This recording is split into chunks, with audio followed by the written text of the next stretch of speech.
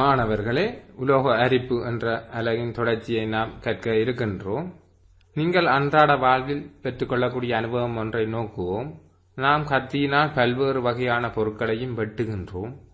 எனினும் ஒரு தடவை எலுமிச்சம்பழத்தை வெட்டிய பின் அதனை கழுவாமல் மறந்து போய் வைத்து விட்டோம். அடுத்த நாள் நாம் பெறக்கூடிய அவதானம் என்ன? அந்த கத்தியில் எலுமிச்சஞ்சாறு பிடித்துள்ள பகுதிகளில் மாத்திரம் அவற்றின் நிறம் மாறி கத்தி மெதுவாக துருப்பிடிக்க ஆரம்பித்திருப்பதை நீங்கள் கண்டுகொள்ளக்கூடியதாக இருக்கும். ஏன் இவ்வாறு நிகழ்ந்தது? எலுமிச்சம்பழத்தினை வெட்டும் போது மாத்திரம் ஏன் கத்தி விரைவாக துருப்பிடிக்க தொடங்கியது என்பதற்கான காரணத்தினை நாம் பாடத்தின் ஊடாக நோக்குவோம்.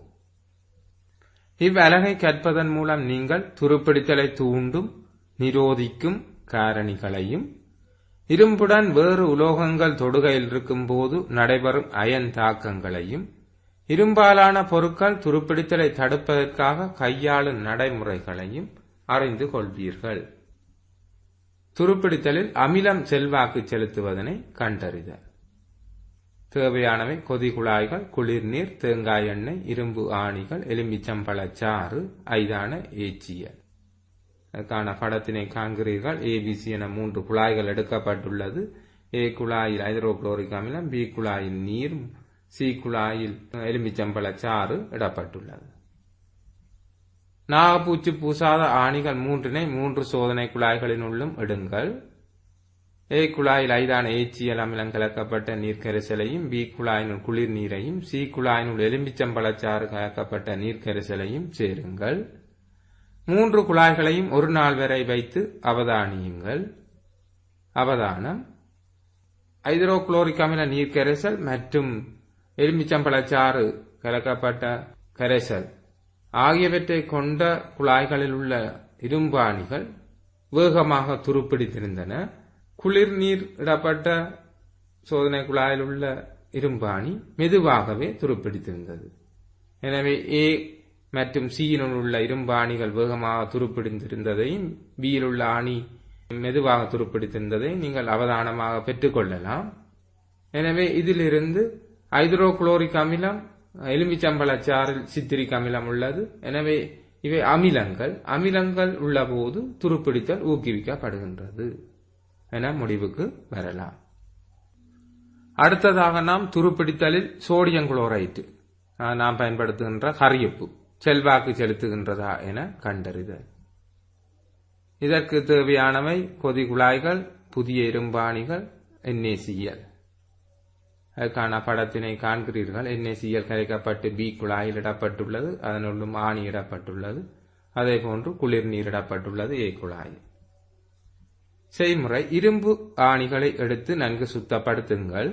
இரு ஆணிகளையும் இரு கொதிகுழாய்களினுள் இட்டு ஒரு குழாயில் கரியுப்பு கலக்கப்பட்ட நீரையும் மற்ற குழாயினுள் குளிர் நீரையும் ஊற்றுங்கள்.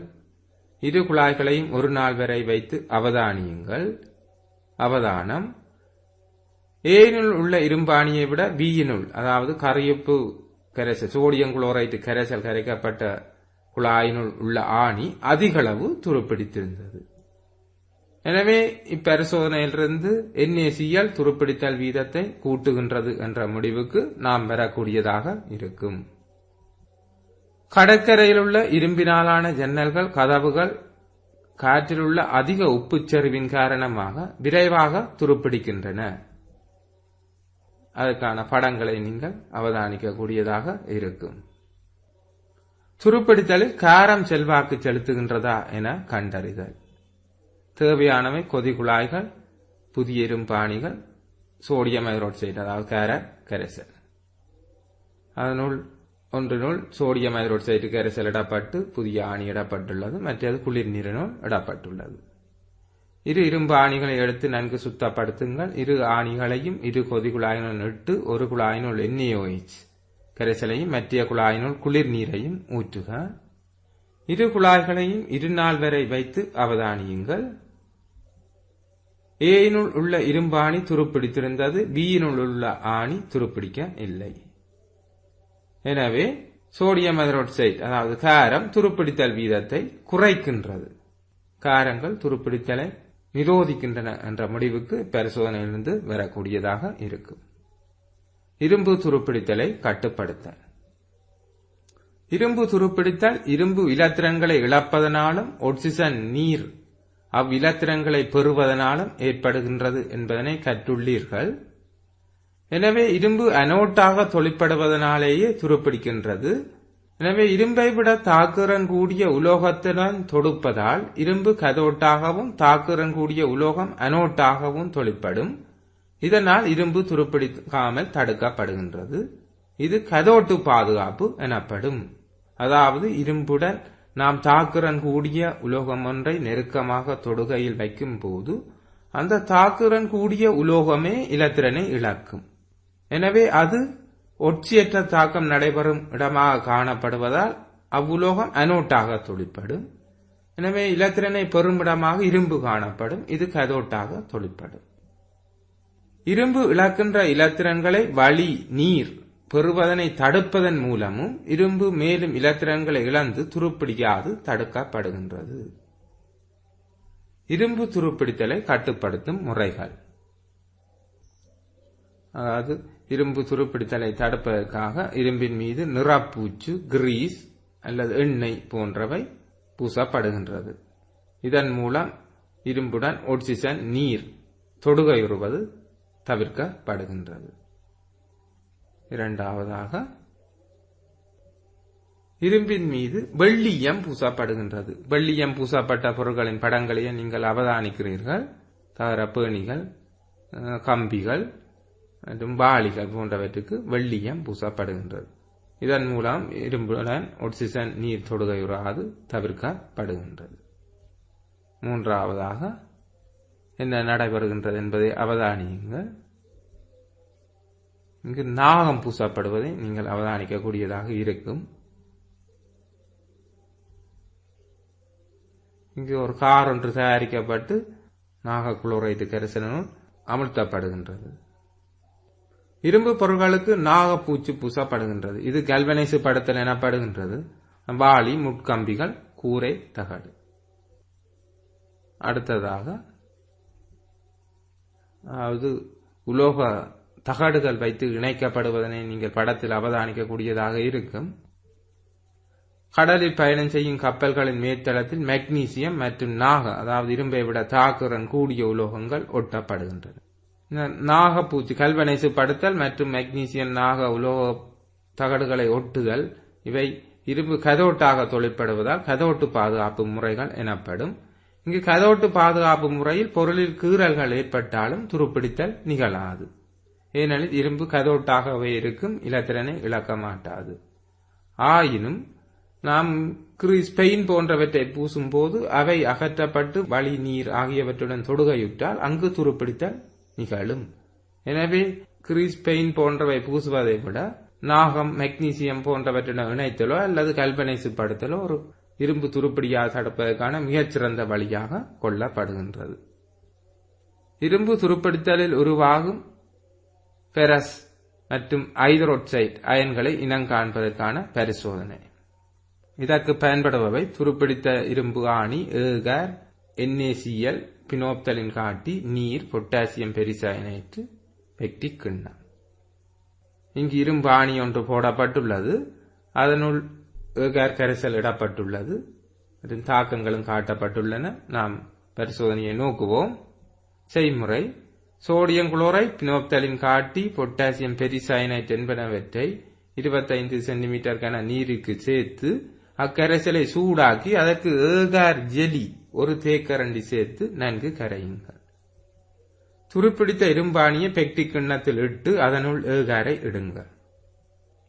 சில மணி நேரத்தில் அவதானியுங்கள். அனோட்டு பகுதியில் நீல நிறமும் கதோட்டு பகுதியில் இளஞ்சிவப்பு நிறமும் தோன்றின. இங்கு கதோட்டு பகுதியில் ஐதரோட்சைட் அயன்களும் இங்கு அனோட்டு பகுதியில் Fe2+ அயன்களும் தோன்றியுள்ளன. பொட்டாசியம் பெரிசயனைட்டு Fe2+ அயன்களுடன் நீல நிறத்தையும் பினோப்தலின் OH- அயன்களுடன் இளஞ்சிவப்பு நிறத்தையும் கொடுக்கின்றது. எனவே இங்கு OH- அயன்கள் தோன்றிய பகுதியில் இளஞ்சிவப்பு நிறமும் Fe2+ அயன்கள் தோன்றிய பகுதியில் அதாவது அனோட்டு பகுதியில் நீல நிறமும் உருவாகியது.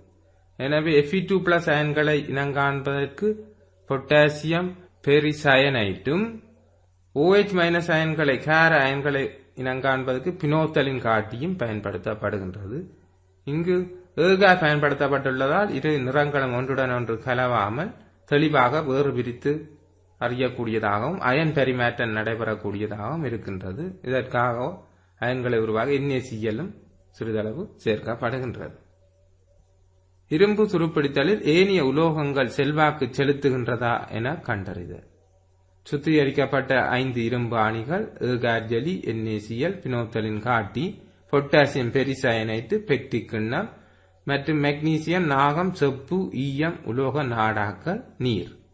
செய்முறை: சோடியம் குளோரைட்டு, பினோப்தலின் காட்டி, பொட்டாசியம் பெரிசயனைட் என்பவற்றை 250 மில்லிலிட்டர் நீருக்கு சேர்த்து அக்கரைசலை சூடாக்கி அதற்கு ஏகார்ஜலி ஒரு தேக்கரண்டியை சேர்த்து நன்கு கரையுங்கள். 5 பெக்டிக் கிண்ணங்களை எடுத்து முதலாவதில் மாத்திரம் இரும்பாணியை இடுங்கள். ஏனைய 4 ஆணிகளையும் முறையே மெக்னீசியம், நாகம், செப்பு, ஈயம் உலோக நாடாக்களோடு நன்கு தொடுகையுறும்படி செய்து அவற்றை ஏனைய 4 பெக்டிக் கிண்ணங்களில் வையுங்கள். பின் ஆணிகளை முற்றாக மூடுமாறு 5 கிண்ணங்களிலும் சூடான ஜெலியை ஊற்றுங்கள். அவற்றை குளிர வைத்து ஒரு மணித்தியாலத்தின் பின் அவதானியுங்கள். படத்தை காண்கிறீர்கள். முதலாவதில் இரும்பு ஆணி மாத்திரம் இடப்பட்டுள்ளது, இரண்டாவதில் இரும்பு மெக்னீசியம் நாடாவினால் சுற்றப்பட்டுள்ளது, மூன்றாவதில் நாக நாடாவினால் சுற்றப்பட்டுள்ளது, நான்காவது செப்பு நாடாவினாலும் ஐந்தாவதில் ஈய நாடாவினாலும் சுற்றப்பட்டுள்ளதை நீங்கள் படத்தில் காணக்கூடியதாக இருக்கும். அவதானம்: 2ஆம் 3ஆம் பெக்டிக் கிண்ணங்களில் ஆணியை சூழ சிவப்பு நிறம் தோன்றியது, நீல நிறம் தோன்றவில்லை. 2வது 3வது பெக்டிக் கிண்ணங்களில் ஆணியை சூழ இளஞ்சிவப்பு நிறம் தோன்றியுள்ளது, நீல நிறம் தோன்றவில்லை. இதற்கான காரணம் என்ன?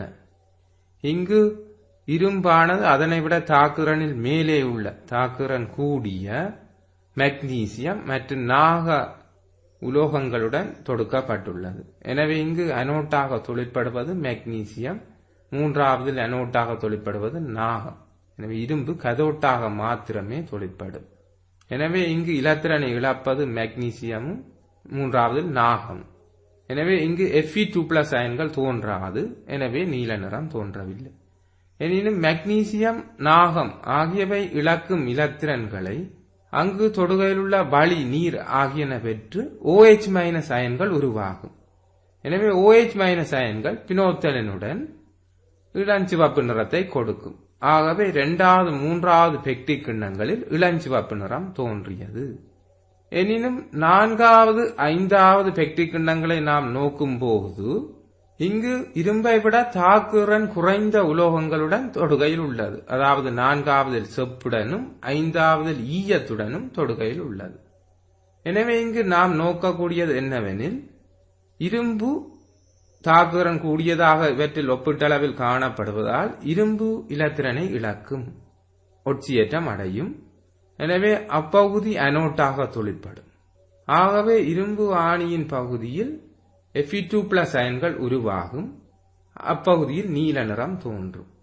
இங்கு கதோட்டாக தொழிற்படுபவை செப்பும் ஈயமுமாகும். எனவே அவற்றில் இலத்திரன்கள் பெறப்படும். அதாவது நீரும் H2Oவும் O2வும் சேர்ந்து OH- அயனை உருவாக்கும். எனவே அப்பகுதியில் OH- அயன் உருவாகுவதால் பினோத்தலினுடன் இளஞ்சிவப்பு நிறத்தை கொடுக்கின்றன. அதே போன்று முதலாவது படத்தில் இங்கு நடுப்பகுதியில் கதோட்டாகவும் மற்றும் தகைப்புக்கு உட்பட்ட பகுதிகள் அனோட்டாகவும் தொழிற்படுவதனால் அங்கு தகைப்புக்கு உட்பட்ட தலை மற்றும் நுனிப்பகுதிகளில் நீல நிறமும் நடுப்பகுதியில் இளஞ்சிவப்பு நிறமும் தோன்றியுள்ளது. கதோட்டு பகுதியில் நிகழும் தாழ்த்தல் தாக்கத்தை நீங்கள் நோக்கக்கூடியதாக இருக்கும். 2ஆம் 3ஆம் பெக்டிக் கிண்ணங்களில் இரும்பாணி கதோட்டாக தொழிற்பட அனோட்டாக தொழிற்பட்டது தாக்குதிறன் கூடிய மெக்னீசியம், நாக உலோகங்களாகும். இவற்றில் ஒட்சியேற்றம் நடைபெறுகின்றது. இங்கு Mg ஆனது Mg2+ ஆகவும் 2 இலத்திரனாகவும் மாறியது. அதேபோன்று நாகம் நாக அயனாகவும் 2 இலத்திரனாகவும் மாறியது. இவை பொட்டாசியம் பெரிசயனேட்டுடன் நிறமாற்றத்தை காட்ட மாட்டாது. எனவே இங்கு நீல நிறம் தோன்றாது. உருவாகிய Mg2+, Zn2+ அயன்கள் பொட்டாசியம் பெரிசயனேட்டுடன் நிறத்தினை ஏற்படுத்தாது. 4ஆம் 5ஆம் பெக்டிக் கிண்ணங்களில் இரும்பாணியை சூழ நீல நிறம் தோன்றும். எனவே இதில் Fe2+ அயன் தோன்றியுள்ளது என முடிவு செய்யலாம். இவற்றில் உள்ள இரும்பாணிகள் அனோட்டாக தொழிற்பட்டு அரிப்படைகின்றன. நிகழும் ஒட்சியேற்ற தாக்கம் Fe Fe2+ 2E. இரும்பை விட தாக்குறன் குறைந்த உலோகங்களாகிய செப்பு ஈயம் கதோட்டாக தொழிற்படுவதால் அவ்வுலோக நாடாக்களை சூழ இளஞ்சிவப்பு நிறம் தோன்றுகின்றது. H2O சக O2 சக 4E 4OH- உருவாகின்றது. அமிலம் உப்புக்கள் இரும்பு துருப்பிடிக்கும் வேகத்தை அதிகரிக்கும். காரங்கள் இரும்பு துருப்பிடிக்கும் வேகத்தை குறைக்கின்றன. கடற்கரை காற்றில் உப்பு நீராவியின் செறிவு அதிகமாக காணப்படுவதால் கடற்கரையில் உள்ள இரும்பு பொருட்கள் வேகமாக துருப்பிடிக்கின்றன. துருப்பிடித்தலுக்கு அவசியமான காரணிகளான வளி, நீர் ஆகியவற்றை கிடைக்காமல் தடுப்பதன் மூலம் இரும்பு துருப்பிடியாமல் தடுக்கலாம். அதற்காக இரும்பின் மீது கிரீஸ், நிறப்பூச்சு, வெள்ளியம் போன்றன பூசப்படுகின்றன. இரும்பை விட தாக்குறன் கூடிய உலோகத்துடன் இரும்பு தொடுகையில் உள்ள போது இரும்பு கதோட்டாகவும் தாக்குறன் கூடிய உலோகம் அனோட்டாகவும் தொழிற்படுவதனால் இரும்பு அரிப்படைவதிலிருந்து தடுக்கப்படுகின்றது. இது அர்ப்பண அல்லது தியாக பாதுகாப்பு எனப்படும். இரும்பினை கல்வனைசு படுத்தல் தியாக பாதுகாப்பு முறைக்கு உதாரணம் ஆகும்.